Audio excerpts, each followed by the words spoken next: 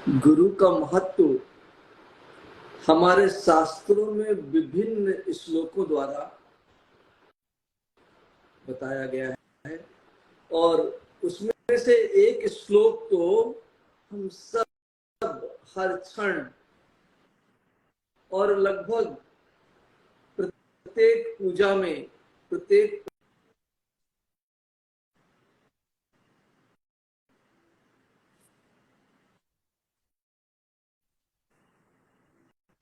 गुरुदेवो महेश्वरः गुरुः साक्षात् परं ब्रह्म तस्मै श्री गुरुवे नमः। आपने सुना होगा। तो ब्रह्मा का काम है सृजन करना,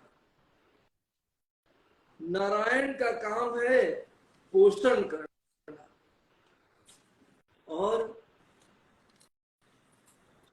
रुद्र का काम है हमें जिसकी आवश्यकता न रह जाए उसका संहार करना। तो गुरु वो है जो इन तीनों कार्यों को संपन्न करता है, सृजन भी करता है, पोषण भी करता है। और हमारे गुरुकुल की जो प्रथा थी उसमें साधक गुरु के घर जाकर के ही रहता था। तो पोषण कौन करता था? गुरु। और हमारे जो शत्रु हैं, शत्रु कौन है? क्राम, क्रोध, मद, लोभ और अहंकार। 5 हमारे शत्रु और 8 हमको बांधने वाले पास। इन सबको हमारा गुरु मार देता, संहार कर देता। और हम जब वास्तविक दुनिया में पहुंचते थे गुरुकुल से वापस, तो एक पूर्ण जीवन की ओर अग्रसर होते थे। तो गुरु सृजक है, गुरु संहारक है और गुरु पालक भी है। अब आज के युग में गुरु कौन है? तो शास्त्रों ने केवल आचार्यों को ही गुरु नहीं कहा है। शास्त्रों ने कहा है कि गुरु 5 हैं। यदि आप इन 5 गुरुओं का सम्मान कर सके तो आपका जीवन सर्वोत्तम होगा। और पुरुषोत्तम श्री राम का जीवन जब हम देखते हैं तो उस जीवन में एक ही तो चीज है, राम परफेक्ट नहीं थे, उनके जीवन में भी गलतियां हैं। पर अगर राम का जीवन आप देखें, विश्वामित्र के प्रति आदर, वशिष्ठ के प्रति आदर, माता के प्रति आदर, पिता के प्रति आदर, यहां तक कि शत्रुओं के प्रति आदर। और विनम्रता कहां से सीखी उन्होंने? तो सिखाने वाले 5 गुरु हैं और पहली उसमें से है हमारी माँ। माँ देवी स्वरूपा है, माँ गुरु स्वरूपा भी है। क्यों? क्योंकि पहला अक्षर लिखना, स्कूल तो हम बहुत बाद में पहुंच रहे हैं, पहला अक्षर लिखना और बोलना दोनों हमें हमारी माँ सिखाती है। और जो हमारी माँ ने हमें नहीं सिखाया, उस स्पेनिश भाषा का, लैटिन भाषा का हम उपयोग नहीं कर पा रहे हैं, हिंदी का कर पा रहे हैं। अंग्रेजी भी हमारी माँ ने हमको सिखाना चालू कर दिया था। बी क्या होता है, ए क्या होता है, बाद में शिक्षकों ने उसको थोड़ा और अच्छे से सिखा दिया। पर जिस भी भांति से हमारी माँ हमको सिखाए, हमें आदर पूर्वक उसकी प्रत्येक सीख को स्वीकार करना चाहिए। और किस प्रकार स्वीकार करना चाहिए? स्वीकार करने में और बहस करने में अंतर क्या है? अंतर ये है कि जहां स्वीकृति होती है वहां हम लॉजिक नहीं ढूंढते। माँ ने कहा, मैं अपना एक उदाहरण दूं, हमारी दादी माँ ने एक बात कही थी कि बिल्ली रास्ता काट जाए अगर तो आगे नहीं जाना चाहिए। तो पिताजी ने बहुत सारे पैसे खर्च किए और पढ़ा लिखा करके अच्छा अफसर बना दिया, अधिकारी बना दिया। एक दिन हम जा रहे थे, दो लोग कार में, बिल्ली रास्ता काट गई, मैं रुक गया। हमारे दूसरे बंधु ने कहा कि तुम अंधविश्वास में बहुत मानते हो। मैंने बोला, मैं तो अंधविश्वास में बिल्कुल मानता ही नहीं। अंधविश्वास क्या होता मैं जानता नहीं, विश्वास जानता हूं, अंधविश्वास नहीं जानता।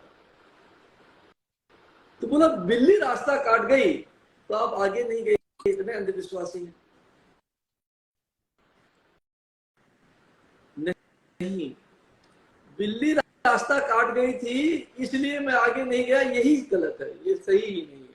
सही ये है कि मेरी माँ ने कहा था कि अगर बिल्ली रास्ता काट जाए तो पुत्र आगे मत जाना। मैंने इस चीज की आवश्यकता नहीं समझी कि मैं उससे प्रश्न करूं कि ऐसा क्यों। ऐसा मैंने कभी नहीं किया। और क्यों? क्योंकि मुझे हमेशा अपनी माता पर पूर्ण विश्वास था कि वो मेरा कभी बुरा नहीं करेगी। और यही विश्वास मनुष्य को शिष्य बनाता है। बिना शिष्य बने कोई गुरु नहीं बनता। अच्छा शिष्य ही अच्छा गुरु बनता है। जो अपने गणित की टीचर की हर बात को सुनता है, अच्छा स्टूडेंट होता है, वही बाद में अच्छा अध्यापक भी बन सकता है। तो पहली चीज की शुरुआत कहाँ हुई? ट्रस्ट से। और हम ऐसा समझते हैं कि हमें गुरु में ट्रस्ट करना है। हमें ट्रस्ट तो स्वयं में करना है। अगर आपने अपने ऊपर विश्वास किया तो आप पूरे विश्व पर विश्वास कर सकेंगे। यदि कोई व्यक्ति विश्वास नहीं करता है तो ये उसकी प्रकृति है, यह आगे आधारित नहीं है। विश्वास करना हमारी प्रकृति है और हम इस प्रकृति का पालन करते हैं, कई बार धोखा खा जाने के बाद भी, क्योंकि वो हमारी प्रकृति, हमारा नेचर है। तो पहली चीज तो ये कि अपने इन 5 गुरुओं पर विश्वास कीजिए। और कहां से इसकी शुरुआत होगी? स्वयं पर विश्वास करने से। जिसको स्वयं पर विश्वास होगा उसे 5 गुरुओं पर विश्वास होगा ही। जिसे स्वयं पर विश्वास नहीं है वो गुरुओं पर भी विश्वास नहीं करेगा। तो पहला जो गुरु है वो हमारी माता है। दूसरा गुरु हमारे पिता है। उन्होंने हमारा पालन पोषण किया और मैंने आपको कहा कि गुरु पोषक होता है। और तीसरा जो गुरु है वो हमारी सराउंडिंग है, हमारा चारों तरफ का वातावरण, वो भी हमें बहुत कुछ सिखाता है। हम एक दिन चर्चा कर रहे थे कि भाई हमने अपने सराउंडिंग से क्या सीखा। तो मेरा गांव में बड़ी अभूतपूर्व राजनीति है। और कई कई दिनों में तो मुझे ऐसा लगता है कि अमेरिका के जितने राष्ट्रपति हैं वो सब हमारे गांव गैरिया में आकर के शिक्षा प्राप्त करते होंगे। क्यों? क्योंकि राजनीति बहुत अच्छी अगर सीखनी है तो आपको हमारे गांव से सीखनी पड़ेगी। आदमी बैठा रहेगा, दो आदमियों को लड़ा देगा। तो सराउंडिंग से क्या सीखा कि भाई ये तो लड़ाते ही है, इनका काम ही है ऐसा, इनसे आप अनअफेक्टेड रहिए, इसमें आप जो है लीन मत होइए, यहां से अपने आप को तटस्थ कर लीजिए। और फिर जो चौथे गुरु हैं वो अध्यापक हैं, जिन्होंने हमें पहाड़ा सिखाया, गिनती सिखाई, नई पद्धति का विज्ञान दिया और पुरानी पद्धति का विज्ञान दिया। मैं अपने आप को भाग्यशाली समझता हूं कि आदरणीय सुचनाथ जी जैसे अध्यापक मिले जिन्होंने पूर्ण जीवन ही बदल दिया। अध्यापक मनुष्य के पूर्ण जीवन को बदल सकता है। अगर आप किसी आदमी को पकड़ ले जाएं और उसे अच्छा भगवान का नाम सिखाने लगे तो वो भगवान का नाम करने लगेगा। अगर कोई अपराधी पकड़ ले जाए, किडनैप कर ले और आतंकवाद की ट्रेनिंग देने लगे तो आप आतंकवादी बन जाएंगे। मनुष्य का जीवन पूर्ण रूप से प्रशिक्षण पर आधारित है और ये भाग्य है। अच्छी माँ का मिलना, अच्छे पिता का मिलना, अच्छा वातावरण मिलना और अच्छा अध्यापक मिलना, ये भाग्य। और अध्यापक ने हमको नई पद्धति और पुरानी पद्धति भी सिखाई। और फिर जो पांचवे गुरु हैं वो सिखाते नहीं है, उन्हें आध्यात्मिक गुरु कहते हैं। और जो सीखा हुआ उसे भी भुलवा देते हैं और वो कहते हैं कि सूचनाएं महत्वपूर्ण नहीं है, ज्ञान भी महत्वपूर्ण नहीं है। महत्वपूर्ण क्या है? विवेक, विजडम। और विवेक क्या है? विवेक की एक परिभाषा है और वो क्या है? मैं कौन हूं ये ढूंढना विवेक है।